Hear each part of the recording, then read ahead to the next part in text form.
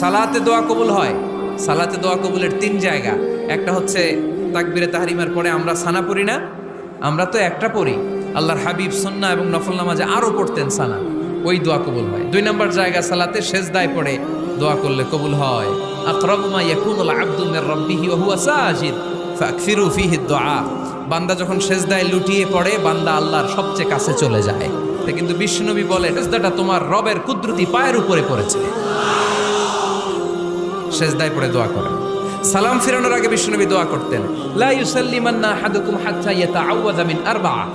আল্লাহর হাবিব বললেন, 4 জিনিস থেকে পানাহানা আছে, আমার কোন উম্মত যেন সালাম না ফিরায়। তারা যেন পড়ে, আল্লাহুম্মা ইন্নী আউযু বিকা মিন আযাবিল কবর, আউযু বিকা মিন আযাবি জাহান্নাম, আউযু বিকা মিন ফিতনাতিল মাহইয়া ওয়াল মামাত, আউযু বিকা মিন ফিতনাতিল মাসিহিদ দাজ্জাল। আল্লাহ কবরের আযাব থেকে বাঁচাও, আল্লাহ জাহান্নামের আগুন থেকে বাঁচাও, আল্লাহ জীবন